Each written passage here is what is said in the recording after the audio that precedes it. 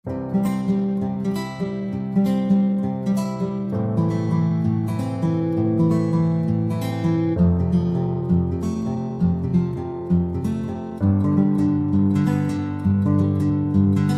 बार फिर से आपका स्वागत है कॉम्पिटिटिव जोन में।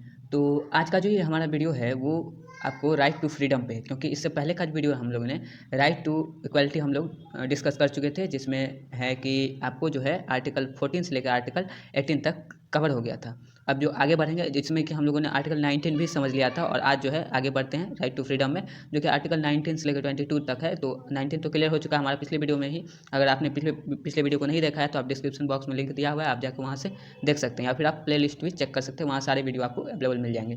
तो चलिए बढ़ते हैं आर्टिकल 20 पे। तो देखते हैं आर्टिकल 20 क्या कह रहा है। आर्टिकल 20 कहता है protection in respect of conviction for offences. इसका मतलब क्या हुआ कि इसमें जो है किसी भी दोषी व्यक्ति जो होता है, या फिर जो कोई दोषी व्यक्ति है या दोषी करार व्यक्ति, चाहे वो नागरिक हो या फिर विदेशी या फिर कानूनी व्यक्ति कोई भी हो, उसके विरुद्ध अगर मनमाने और अतिरिक्त दंड से प्रोटेक्शन देती है सरकार। अब देखिए क्या है इसमें कि जब तक कोई दोष नहीं होगा तब तक जो है किसी भी दोषी को जो है दोषी नहीं माना जाएगा, जब तक दोष उसका सिद्ध ना हो जाए। ठीक है, मतलब सबूत ना हो जाए। अब किसी व्यक्ति या दोषी को एक ही क्राइम के लिए जो है बार बार पनिश्ड करना, दंडित करना, ये जायज़ नहीं है, ये नहीं किया जा सकता है। जैसे कि मान लीजिए कि जैसे लालू यादव को ले लेते हैं, ठीक है। तो चारा घोटाले में एक बार जेल जा चुके हैं, तो फिर उनकी रिहाई हो गई है इधर।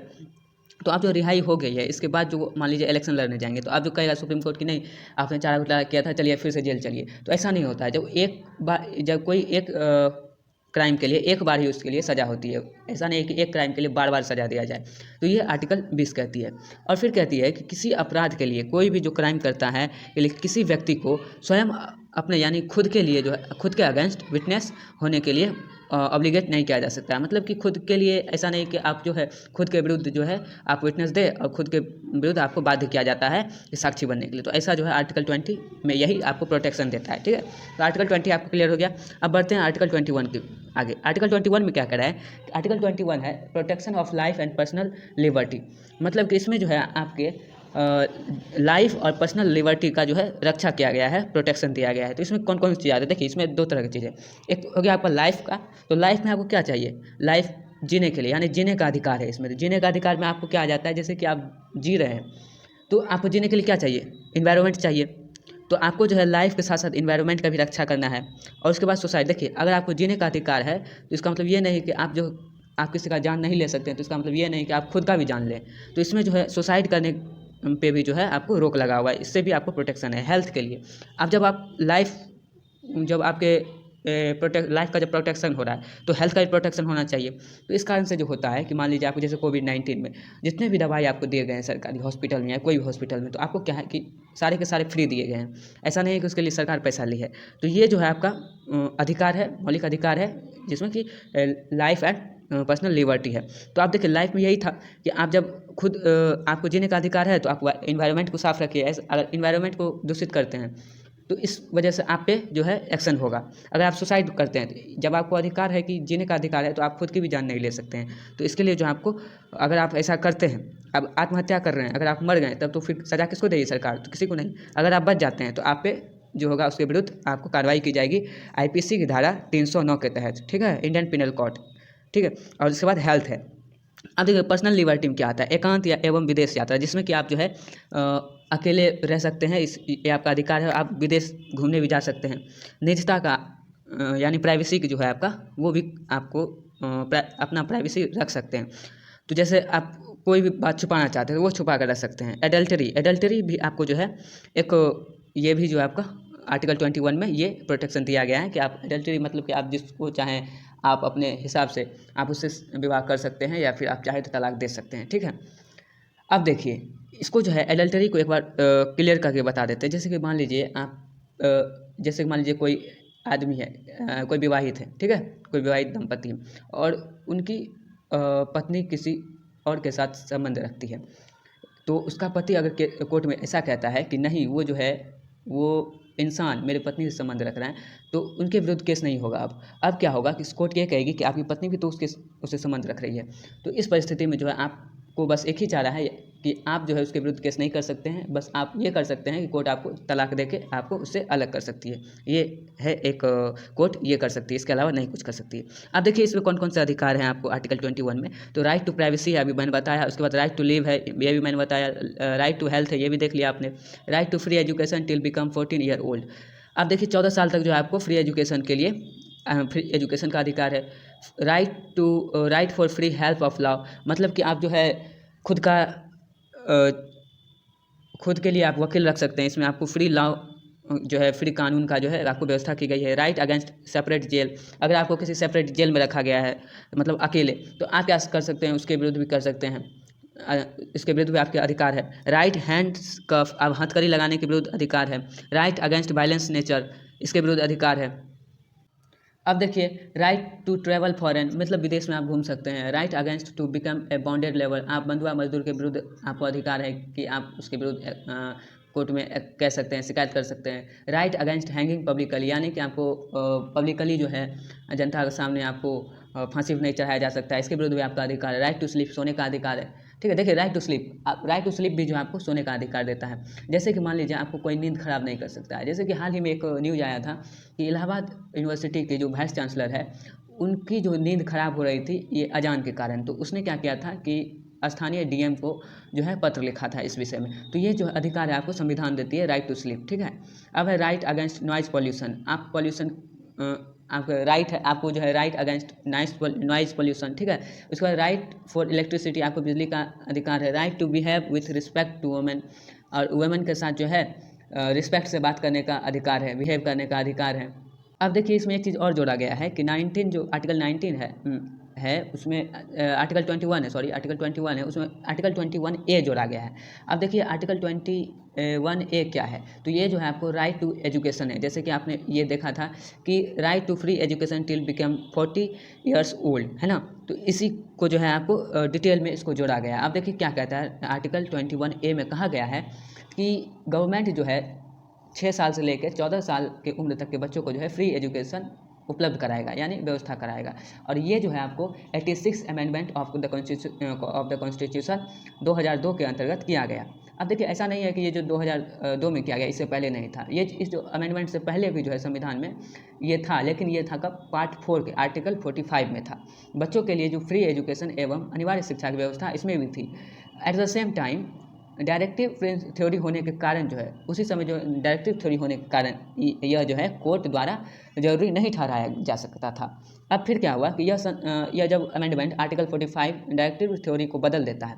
अब इससे पढ़ा क्या जाता है कि राज्य सभी बच्चों को जो है 14 वर्ष की आयु पूरी करने तक फ्री एजुकेशन देने के लिए उपवन यानी प्रोविज़न करने का प्रयास करेगा। अब देखिए इसके साथ जो है एक मूल कर्तव्य जोड़ा गया है। एक मूल कर्तव्य कहते हैं, जैसे आपका मूल अधिकार है, ठीक है, तो आपका मूल एक कर्तव्य भी होता है जो आपको करना है। ठीक है, तो उसमें कर्तव्य क्या था कि इसके तहत जो है कि it will be the duty of every citizen to provide education to his child from 6 to 14 years. अब कहने का मतलब प्रत्येक नागरिक का यह कर्तव्य होगा कि वह जो है 6 साल से लेकर 14 साल तक के अपने बच्चों को शिक्षा प्रदान कराएगा। ये जो है आपको माता पिता का कर्तव्य दिया गया है, ये आर्टिकल 21A में। तो ये जो है आपका क्या था कि राइट टू एजुकेशन था। तो राइट टू एजुकेशन में आप समझ ही गए कि 6 साल से लेकर 14 साल तक, यानी 14 साल तक मैक्सिमम स्टूडेंट जो है आपको मैट्रिक का एग्जाम दे देता है, या फिर मैट्रिक से पहले भी मान लीजिए अगर 8 क्लास तक भी पढ़ता है तो विद्यार्थी को जो है, स्टूडेंट को जो है इतना दिमाग आ जाता है कि अब जो है उसको पढ़ाई करनी चाहिए या नहीं करनी चाहिए, पढ़ाई का क्या लाभ है, क्या हानि है, क्या प्रॉफिट है, और वो समझ जाता है कि पढ़ाई करने से क्या क्या फ़ायदे हैं। तो अगर फ्री एजुकेशन जो है अच्छे से हो जाए सरकारी स्कूलों में हमारे इधर के, तो ये बहुत अच्छी बात है, और होती भी है बहुत सारे स्कूलों में। तो चलिए अब बढ़ते हैं आर्टिकल 22 की तरफ। आर्टिकल 22 क्या कहता है कि protection against arrest and detention in certain cases. अब समझते हैं इसको। देखिए आर्टिकल 22 जो है ये कहता है कि किसी व्यक्ति को गिरफ्तारी के एवं निरोध से संरक्षण प्रदान करता है, यानी गिरफ्तारी और निरोध यानी छोड़ने से इसके लिए क्या संरक्षण प्रदान करता है, यानी प्रोटेक्शन देता है। अब हिरासत जो होती है 2 तरह की होती है। कौन कौन? एक दंड विषय जो कठोर होती है, ठीक है, जिसमें व्यक्ति अगर कोई क्राइम कर देता है तो इसके विरुद्ध ये जो है अरेस्ट होता है। और एक होता है दंड, एक होता है आपको जिसमें कि जो है आपको क्राइम नहीं किया होता है, क्राइम करने से पहले जो है आपको अनुमान के शक के आधार पर उसको गिरफ्तार किया जाता है। तो इसमें क्या होता है, आपको धमकी देके या फिर चेतावनी देके आपको छोड़ दिया जाता है। तो अनुच्छेद जो आपको आर्टिकल 22 है का पहला भाग उस व्यक्ति को जिसे साधारण कानून के तहत हिरासत में लिया गया उसको क्या क्या अधिकार है।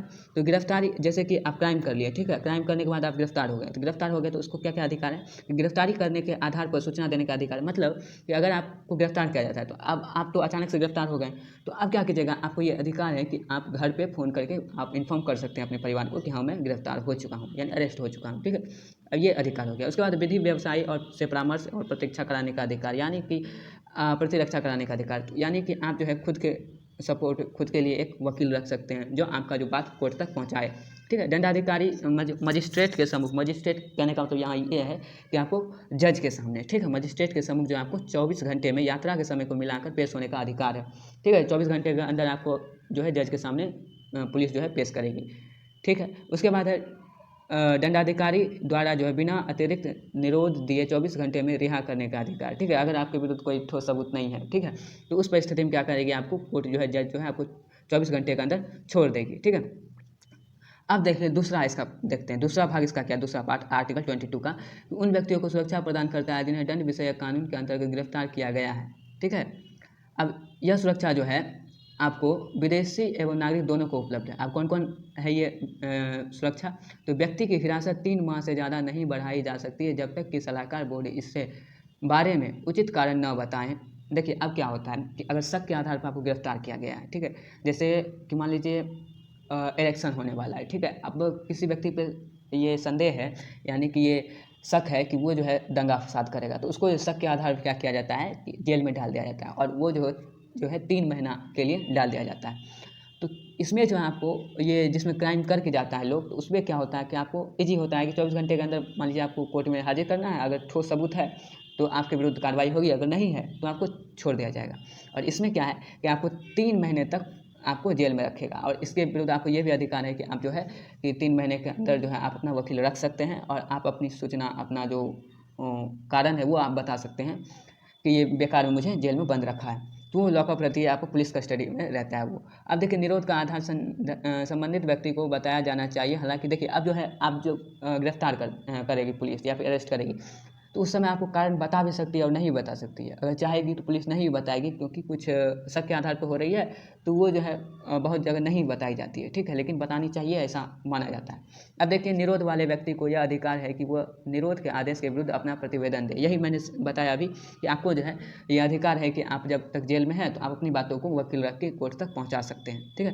तो आप जो है आर्टिकल 22 जो है आपको बहुत बड़ा है, ठीक है, तो इसमें ज़्यादा डिटेल में नहीं बताएंगे, क्योंकि अगर इसी को अगर पूरा डिटेल, हालांकि जितना मैंने बताया उतना काफ़ी है, बट इसमें और भी बहुत सारी चीज़ें हैं जो कि आपको एक सेपरेट वीडियो में बता दूंगा, क्योंकि अगर ये वीडियो ये बताने बैठ जाऊँ तो इसमें 30-40 मिनट इसी में लग जाएगा, ठीक है।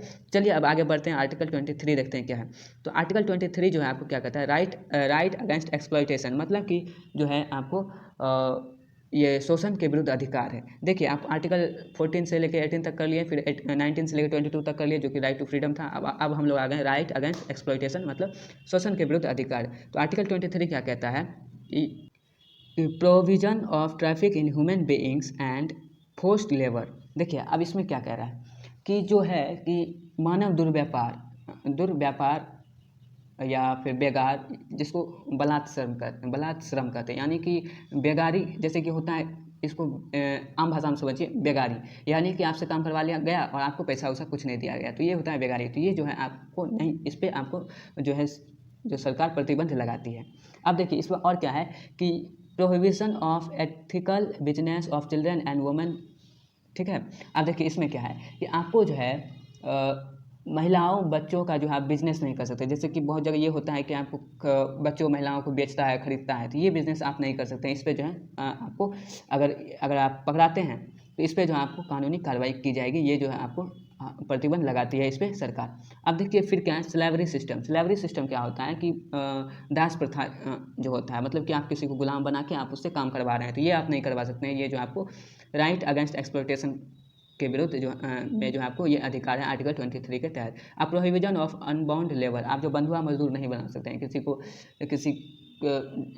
किसी को कर्ज देके अगर वो आपका कर्ज नहीं चुका पाता तो आप जो है उसको आप तब तक उससे काम करवाते हैं जब तक कि उसका कर्ज चुकता नहीं हो जाता। तो ये आप नहीं करवा सकते हैं। ये जो अधिकार जो आपको ये जो अधिकार है वो आर्टिकल 23 के अंतर्गत आप प्रोवाइड करती है सरकार। अब देखिए आर्टिकल 24 समझते हैं क्या है।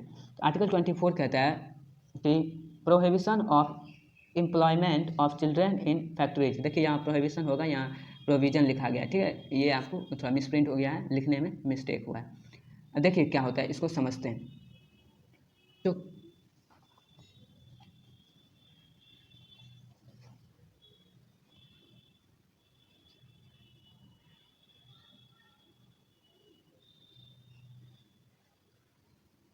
बच्चों के लिए जो है बाल श्रम पुनर्वास कल्याण कोष की स्थापना का निर्देश भी दिया है, ठीक है। अब देखिए, अब बढ़ते हैं आगे। अब इसमें एक बात और है कि बालक अधिकार संरक्षण आयोग अधिनियम 2005 बालकों के अधिकारों के संरक्षण एक राष्ट्रीय आयोग और राज्य आयोगों की स्थापना और बालकों के विरुद्ध अपराधों अथवा बालक अधिकारों के उल्लंघन पर शीघ्र विचार के लिए अधिनियमित किया गया है। अब देखिए 2006 में जो सरकार ने बच्चों के लिए घरेलू नौकरों के रूप में काम करने पर अथवा व्यावसायिक प्रतिष्ठानों जैसे कि होटल, रेस्टोरेंट, दुकान, कारखाना, रिसोर्ट, चाय की दुकान, ये सब पे जो है अगर काम करते हैं तो उस पर सरकार रोक लगाती है। इनमें 14 साल से कम उम्र के बच्चों को नियोजित करने वाले के विरुद्ध जो है अभियोजन और दंडात्मक कार्रवाई की चेतावनी दी गई है। अब जो अगर 14 साल से कम उम्र के जो बच्चों को काम पे लगाती है तो सरकार जो है उसे दंड देगी। जैसे कि कोई दुकानदार जो है 14 साल से कम उम्र के बच्चों को अपने यहाँ स्टाफ रखता है तो कार्रवाई जो होगी दुकानदार के विरुद्ध होगी, और जो अगर उसके बच्चों के माँ बाप के विरुद्ध भी कार्रवाई होगी, क्योंकि उसने जो है 14 साल से कम उम्र के बच्चों को जो है रेस्टोरेंट में या फिर दुकानों में काम करने के लिए भेजा है, ठीक है। तो अब बढ़ जाते हैं आर्टिकल 24 पे। तो आर्टिकल 24 क्या कहता है, सॉरी ये तो आर्टिकल 24 ही था, हम लोग 24 क्लियर कर लिए। अब बढ़ते हैं आर्टिकल 25 की तरफ। आर्टिकल 25 क्या कहता है, अब जो है हम लोग आ गए हैं right to freedom of religion, यानी धर्म के स्वतंत्रता के अधिकार। देखिए आप क्या है कि right to freedom of religion यानी धर्म की स्वतंत्रता के अधिकार, यानी कि आप जो कोई भी धर्म अपना सकते हैं, ठीक है।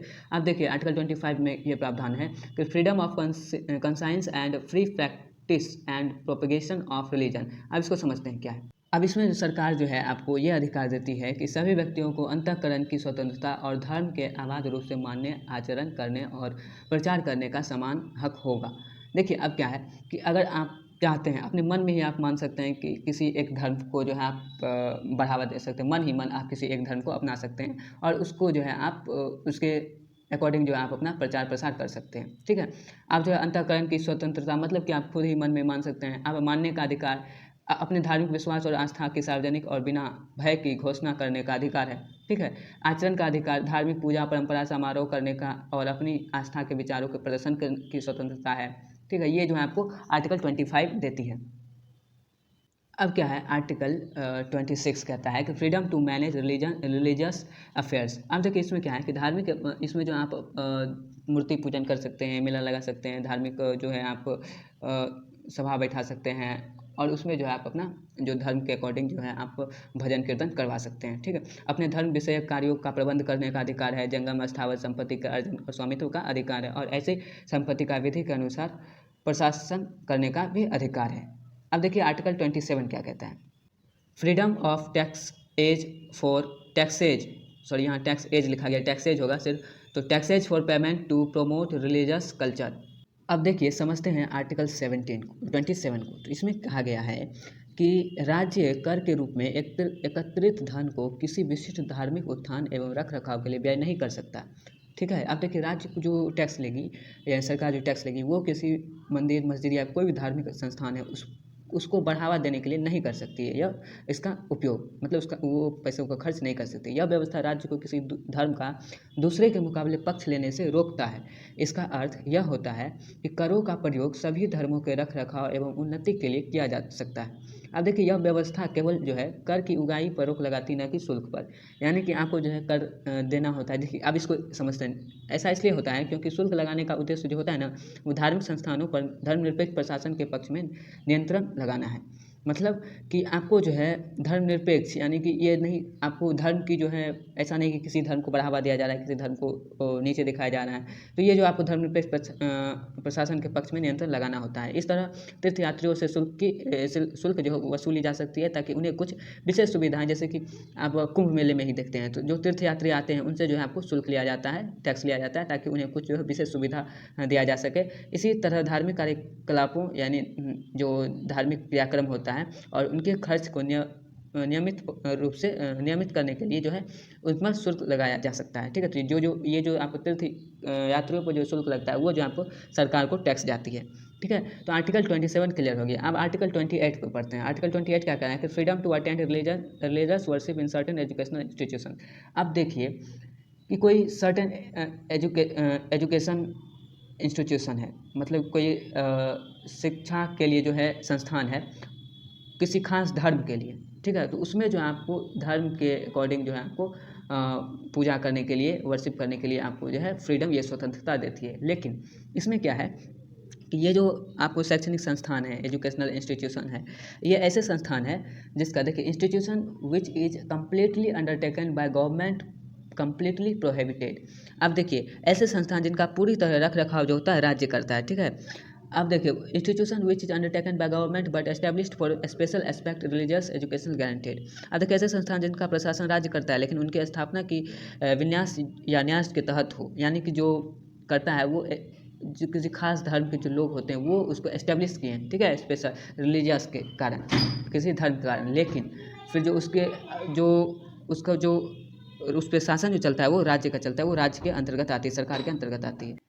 Institutions which is approved by government free to attend religious education. अब देखिए ऐसा संस्थान जो है राज्य के द्वारा मान्यता प्राप्त हो तो ही जो है वो अपने इंस्टीट्यूट में जो है आपको धर्म के बारे में पढ़ा सकते हैं। ठीक है, अगर ऐसा नहीं है तो वो आपको सरकार के नज़र में वो जो है गैरकानूनी है और उस पर एक्शन कभी भी लिया जा सकता है और वो बंद हो सकते हैं। ठीक है, और है ऐसे संस्थान जो देखिए institutions which is financially held by government free to attend religious education, यानी कि ऐसे संस्थान जो राज्य द्वारा वित्त सहायता प्राप्त कर रहे हो, उसमें यह प्रावधान है कि आप जो है वहाँ आप रिलीजन के अकॉर्डिंग जो है आप वहाँ पढ़ाई करवा सकते हैं, आप धर्म की पढ़ाई वहाँ दे सकते हैं, कर सकते हैं। चलिए अब आगे बढ़ते हैं, आगे देखते हैं क्या है। तो आगे है आपको right for culture and education, जो आपका आर्टिकल 19 और 20 में आपको डिस्कस किया गया है। तो आर्टिकल 29 और 30 में जो है आपको डिस्कस किया गया है। तो आर्टिकल 29 क्या कह रहा है, protection in interacts of minorities. अब समझते हैं इसको। देखिए इसमें क्या कहा जा रहा है कि आपको जो है जो माइनॉरिटीज़ है, ठीक है, तो उनके कल्चर और एजुकेशन का जो है इसमें जो आपको रक्षा एंड प्रोटेक्शन दिया गया है। अब इसको समझते हैं कि भारत के किसी भी भाग में रहने वाले जो नागरिक हैं और जिनकी बोली, भाषा, लिपि, संस्कृति यानी कल्चर को सुरक्षित रखने का जो अधिकार उसको देती है सरकार। अब इसके अतिरिक्त किसी भी नागरिक को राज्य के अंतर्गत आने वाले संस्थान जो भी आपको एजुकेशनल इंस्टीट्यूशन है या उससे सहायता प्राप्त संस्थान में धर्म जाति के आधार पर जो आपको एडमिशन नहीं रोका जा सकता, एंट्री नहीं रोका जा सकता है।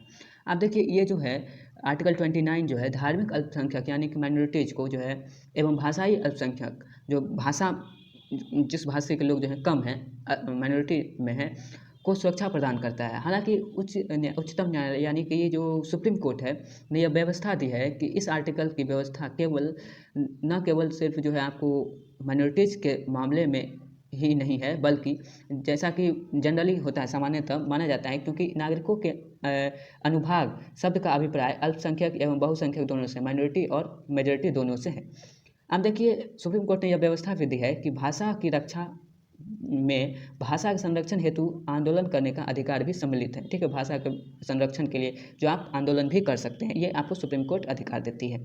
अतः नागरिकों के लिए एक अनुभाग की भाषा के संरक्षण हेतु राजनीतिक भाषण या वादे जन प्रतिनिधित्व अधिनियम 1951 का उल्लंघन नहीं करते हैं। ठीक है, तो आपको ये जो अधिकार है कि भाषा के संरक्षण के लिए, जैसे कि आप किसी एक क्षेत्र में, जैसे बंगाली भाषा बंगाल में ही बोले जाते हैं, तो अगर बंगाल में वो भाषा बहुत कम यूज होने लगा तो उसके विरुद्ध, या फिर कोई चाह रहा है कि वो भाषा अब वहाँ यूज़ ना हो, वहाँ हिंदी यूज हो, तो उनके विरुद्ध जो है वो आपको आंदोलन कर सकते हैं। ठीक है, तो ये जो आपको सुप्रीम कोर्ट अधिकार देती है। अब देखते हैं आर्टिकल 20 क्या कहा जा रहा है। आर्टिकल 20 में कहता है कि right for minorities to establish and administer educational institution. अब देखिए इसके तहत जो अधिकार है वो है कि कोई भी माइनॉरिटीज हो, चाहे वो धार्मिक रूप से हो चाहे वो भाषाई रूप से हो, सभी को जो है सभी वर्गों को अपनी रुचि यानी अपने इंटरेस्ट के अनुसार जो है शिक्षा संस्थानों की स्थापना और प्रशासन का अधिकार, यानी कि अपने अकॉर्डिंग जो है वो जो है आपको शिक्षा उनके इंस्टीट्यूशन जो है इस्टेब्लिश कर सकते हैं। जैसे कि मान लीजिए संस्कृत भी अब जो है बहुत कम लोग बोलते हैं, तो संस्कृत के लिए संस्कृत स्कूल ओपन होता है, संस्कृत विश्वविद्यालय ओपन होता है, यूनिवर्सिटी ओपन होता है। तो ये जो है आपको जो भाषा के संरक्षण के लिए ये अधिकार है, माइनॉरिटीज़ के लिए ये अधिकार है। अब देखते हैं और इसमें क्या है। तो राज्य जो है आर्थिक सहायता में अल्पसंख्यकों द्वारा प्रबंधित संस्थानों में विभेद नहीं करेगा। अब देखिए ऐसा नहीं है कि सरकार जो है सिर्फ आपको पब्लिक जो यूनिवर्सिटीज़ है उसी में खर्च दे रही है, बल्कि जो आपका जो कोई भी माइनॉरिटीज़ है जिनके लिए एक अलग यूनिवर्सिटी है, जैसे कि एग्जांपल लेते हैं संस्कृत यूनिवर्सिटी का, तो संस्कृत यूनिवर्सिटी में भी सरकार उतना ही खर्च देगी जितना अदर यूनिवर्सिटी में देती है। तो इसमें जो है आपको कोई भेद नहीं किया जाएगा। तो यहाँ तक जो था आपका right for culture and education जो है आपका क्लियर हो गया आर्टिकल 30 तक। अब जो है आगे बढ़ते हैं, अब देखते हैं राइट फॉर प्रॉपर्टी। देखिए राइट फॉर प्रॉपर्टी जो है आपका आर्टिकल 31 में, जो मैंने पहले वीडियो में ही समझा दिया था, बस वही है। बस इसको क्या है यहाँ से हटा दिया गया, ठीक है। अब इसको हटा के कहाँ दे दिया गया, आर्टिकल 300A में दे दिया गया। तो किस तहत, तो 44th amendment of the constitution in 1978, ठीक है। तो इसको जो है यहाँ से हटाकर वहाँ शिफ्ट कर दिया गया है आर्टिकल 300A में। तो इसके विषय में हम लोग पहले वीडियो में ही चर्चा कर लिए हैं। अगर आपने पहले वीडियो को नहीं देखा है तो लिंक आपको डिस्क्रिप्शन में मिल जाएगा, आप वहाँ जाकर देख सकते हैं, या फिर आप प्ले लिस्ट में जाके वीडियो देख सकते हैं, सारी वीडियो वहाँ पड़ी हुई है। तो चलिए फिर आगे बढ़ते हैं, आर्टिकल 32 पे आते हैं। आर्टिकल 32 क्या कहता है कि राइट टू कॉन्स्टिट्यूशनल रेमेडी। अब समझते हैं इसको, ये इंपॉर्टेंट है। देखिए आर्टिकल 32 में कहा गया है, according to this article Indian constitution gives rights for constitutional remedies against the violence और transgression of any fundamental rights. देखिए इसको सोल ऑफ कॉन्स्टिट्यूशन यानी संविधान की आत्मा कहा गया है। अब देखते हैं इसको समझते हैं। देखिए मूल अधिकारों के संरक्षण एंड प्रोटेक्शन के लिए जो है का अधिकार स्वयं में खुद में ही जो है एक मूल अधिकार यानी फंडामेंटल राइट्स, यह व्यवस्था मूल अधिकारों को वास्तविक बनाती है। इसलिए जो है डॉक्टर अंबेडकर ने आर्टिकल 32 को संविधान का सबसे महत्वपूर्ण आर्टिकल बताया है। एक आर्टिकल जिसके बिना संविधान अर्थविहीन है, यह संविधान की आत्मा और हृदय है। ऐसा किसने कहा था, ये डॉक्टर अंबेडकर ने आर्टिकल 32 को बताया था। अब देखिए कि सुप्रीम कोर्ट ने यह व्यवस्था दी है कि आर्टिकल 32 में संविधान की मूल विशेषताएं हैं। इस तरह इसे जो है संविधान संशोधन के तहत बदला नहीं जा सकता, यानी कि अब संविधान संशोधन यानी कॉन्स्टिट्यूशन अमेंडमेंट के बाद भी इसे जो है के तहत भी इसे बदला नहीं जा सकता है।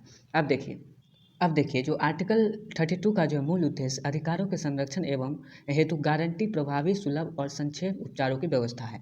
अब संविधान द्वारा आर्टिकल 32 के अंतर्गत जो है केवल मूल अधिकारों की ही गारंटी दी गई है, अन्य अधिकारों की नहीं। आर्टिकल 32 के तहत जो है उच्चतम यानी कि सुप्रीम कोर्ट मूल अधिकारों संबंधित मामलों पर प्रश्न नहीं उठा सकता। आर्टिकल 32 केवल इसलिए प्रयुक्त नहीं किया जा सकता कि केवल कार्यपालिका आदेश या विधायिका की संवैधानिकता का निर्धारण किया जा सके। इसे किसी मूल अधिकार के सीधे हनन में ही प्रयुक्त किया जा सकता है। तो इसलिए जो है आर्टिकल 32 को जो सोल ऑफ कॉन्स्टिट्यूशन यानी संविधान का जो है आत्मा कहा गया है। तो आज का जो वीडियो हमारा यही समाप्त होता है। तो इस वीडियो में हम लोगों ने चर्चा कर लिए राइट टू फ्रीडम।